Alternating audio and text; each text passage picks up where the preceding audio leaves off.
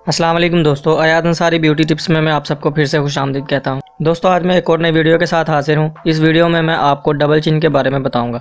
दोस्तों गर्दन पर जमा होने वाली चर्बी और फैट मर्दों और औरतों दोनों में ही एक कॉमन प्रॉब्लम बन चुकी है, क्योंकि गर्दन पर जमा होने वाली फैट आपकी खूबसूरती पर बहुत बुरे असरात डालती है। गर्दन और ठोड़ी दोनों चीज़ों पर चर्बी उस वक्त ज़्यादा पैदा होती है जब आपका वज़न ज़्यादा बढ़ जाए, एजिंग की वजह से, अच्छी खुराक ना खाने की वजह से और खुराक में पॉलीसिस्टिक ओवरी सिंड्रोम की वजह से। इसके अलावा हाइपोथायरिज्म की वजह से भी नेक के साइज़ में इजाफा होता चला जाता है।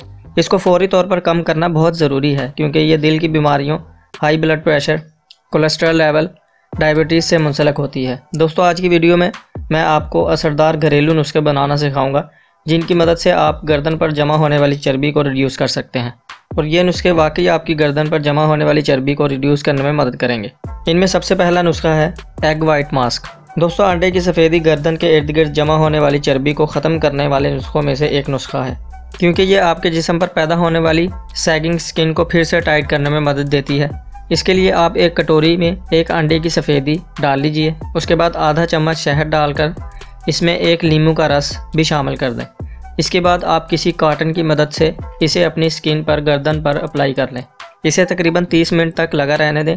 इसके बाद नीम गर्म पानी के साथ वॉश कर लें। इस मास्क को आप वीक में 2 से 4 दफ़ा इस्तेमाल कर सकते हैं। इससे आपको वाकई तब्दीलियां देखने को मिलेंगी। उसके बाद दूसरा नुस्खा कोकोनट ऑयल का है।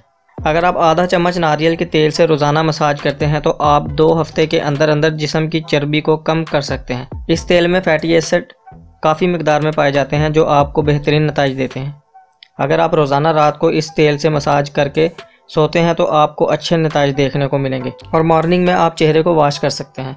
इन नुस्खों को इस्तेमाल करने के साथ साथ आपको वर्जिश भी करना चाहिए। रोज़ाना थोड़ा थोड़ा वर्कआउट आपके लिए बहुत ज़रूरी है।